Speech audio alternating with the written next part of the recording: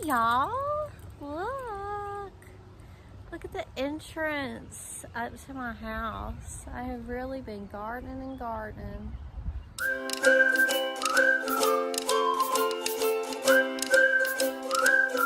really nothing like these daisies. Y'all know I'm always talking about how much I love sunflowers and I plant them every year and everywhere. I do, and I do. But the daisy, these are perennials. The daisy is really overtaking the sunflower maybe as my favorite. Today, I need some more chicken feed. I have got to sell off some of these chickens. I never meant to keep all these chickens. I was going to wait until they were laying because you can get a better price, like if I was to sell chickens, but I got too many chickens. I need to sell some chickens. There's too many.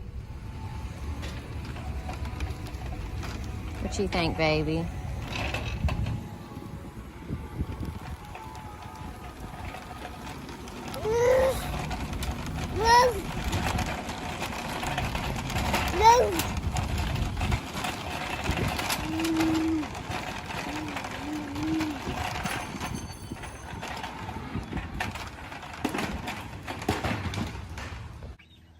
Same old. I'm working on this chicken coop bit by bit.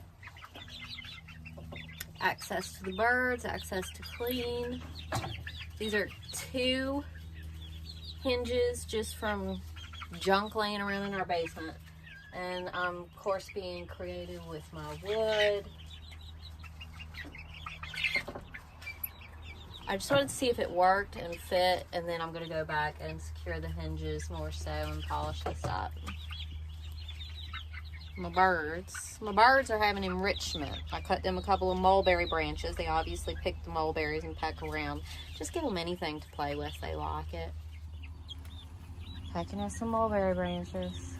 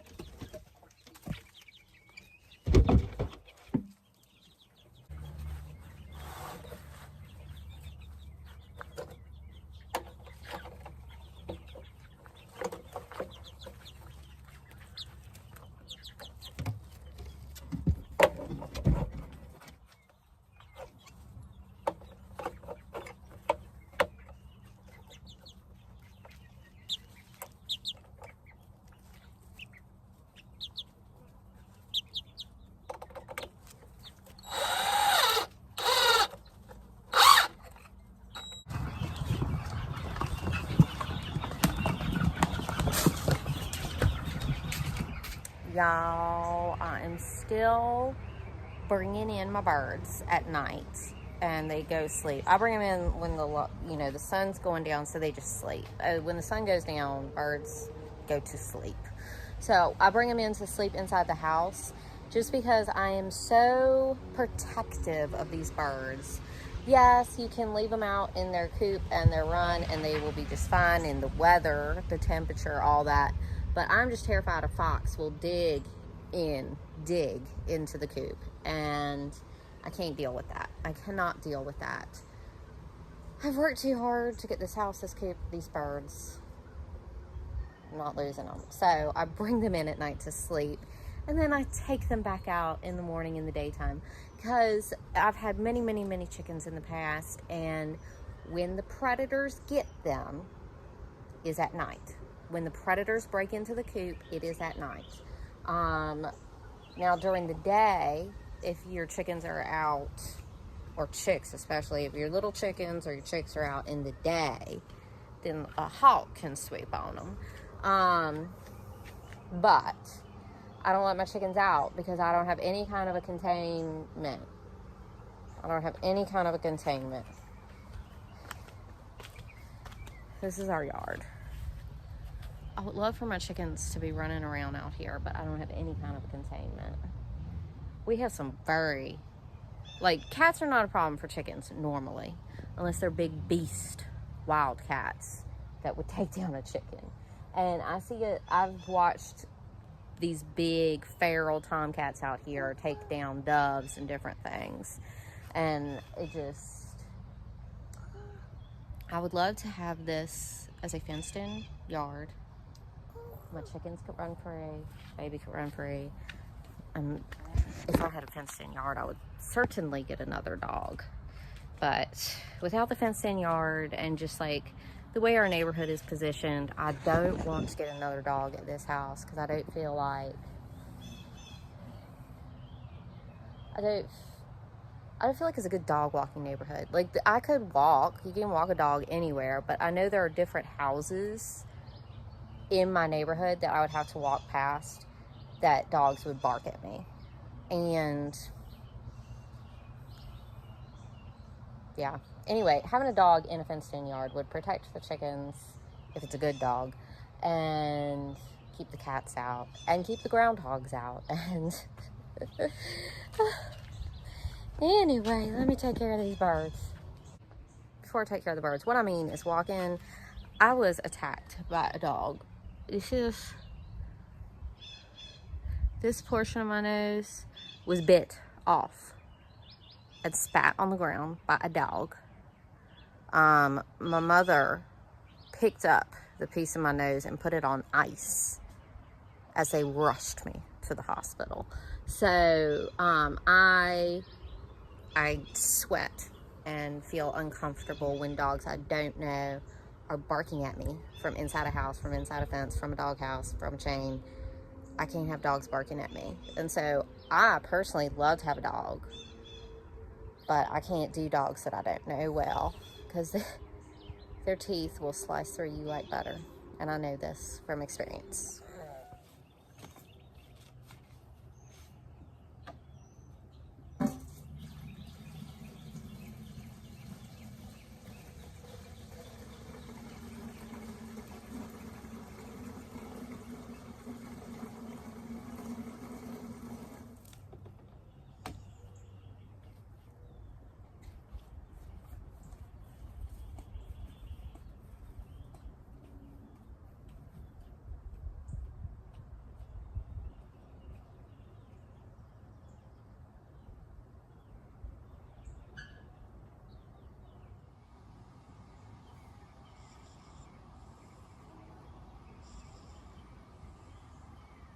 Well, the mulberries are still coming in.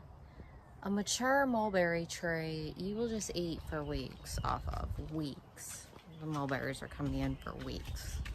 Highly recommend the mulberry tree. This is the state of my front porch. It is a mess. I really, really, really want to get a baby gate for right here. Maybe I construct something. I don't have enough long pieces of wood right now to finish my roof in my chicken coop, which is fine. It's just like some of the roofing panels are bowing and holding water. So I need the longer pieces to support that and get the bow out. But the birds can stay in there, no problem. But I also, if I had some longer pieces and then maybe some chicken wire, make myself a baby gate. Anyway, that's the baby I speak of. So he's on my back. That's the only way I can get anything done. So I remember when Tom and Z were little, and Z was about like this age, and Tom was, he's like 2 years older than her, so he was like 3, and like 2 and 3 years old, and Z was a baby. And maybe I can dig up a picture, but we were living in a house. We were still in the big city, Richmond, Virginia, and we had a house, and I remember saying, I cannot stay home with these 2 babies and not have a fenced in yard. I won't live that way. That was in my life, 10 years ago, before I learned how to make do and survive. I was still a luxury person, but I do miss that. I do wish I had a fenced-in yard for this baby to crawl in, like a safe, clean, fenced-in yard for the baby to crawl in. It was so different. having that. I had a sandbox and chickens. I always had the chickens. And the kids, Tom used to have like a Power Wheel tractor and a little trailer, and he would drive around in the yard and put a chicken in his trailer and drive around, and Z's egg, we had a little slide. And so I really, really, really wish I had a fenced in yard, but that's just not gonna happen. And it's too crazy back there. There's still, like, we're still getting trash out of the ground, but we could spend time on the porch, and the baby could have like a little sand table or water table, balls. We could play on the porch. That's a thing that could happen. I could have some, like, I can let him walk and crawl in the yard, but I'm walking and crawling right along with him. I just can't get no rest. And I remember Luxury Azalea years ago. You know, my children, Luxury Azalea was different than the Azalea y'all know on this channel, who makes stew and fixes up broke down houses. And everything's real. Everything's completely owned, and everything's real, and everything's on a solid foundation here in this life. In the past life, I lost everything because it was on mortgages. Big old mortgages. If you don't know my whole story, back when I had baby Tom and baby Z, I was married. I had a divorce that was much needed, but before the divorce, we had a big, nice, renovated home in a great neighborhood, and we also had a rental.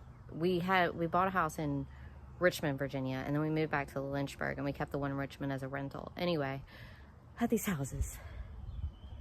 But, you know, we didn't really own them. It was big old mortgages. Anyway, ex-husband had bankruptcy, and there's a lot of deceit and a whole craziness with that, and I was built back down to nothing. So even though I did have that fence put in by professional fencers, I didn't really have nothing. So now I have something, and I just need a place for this baby to play, which I think the easiest path is going to be front porch. All right, so when we first moved into the house, there was like a pallet as a gate. And it looked really terrible because the house was just like so run down and a shack. But now it's covered in flowers and we live there and it's beautiful. So I think we're going to put the pallet gate back up instead of a baby gate. So we're gonna construct that together. It's just an affordable option. If I paint it, I think it'll look cool. We've got to contain this baby. I have to have somewhere to be with this baby where I'm not chasing him. So yeah, we're at Lowe's.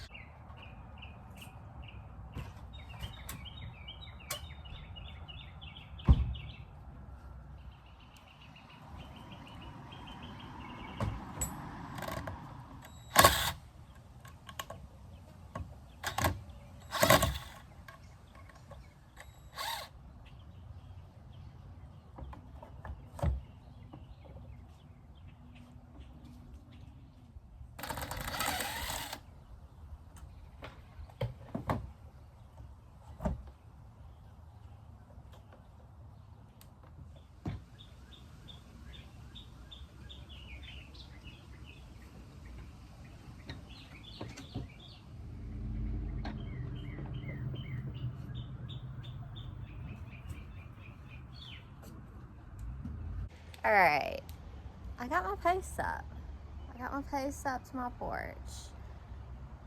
That's sturdy, that's great, that's a wonderful step. The reason I have the metal showing on the outside instead of the sides is because there were a lot of old screws sawed off in the posts, and that was the best way for me to get new screws in there. Anyway, I got some L brackets. The posts are good.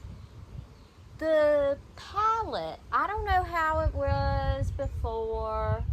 I just don't know. But it doesn't fit the way I have these posts up here. And I'm really kind of just going to take that as a little sign that the pallet's not meant to be. It's heavy. I don't like how heavy it is. I don't like how rough it is, full of splinters. And then the way the slats are laid out, I think the baby's going to climb it like a ladder. He's very good at climbing. Like, he's just very good at climbing. The more I'm looking at it, the more happier I am that I got those posts back up. It makes the porch look so much better. I like having the posts there. It makes it look, that's a nice improvement. I'm glad we did that.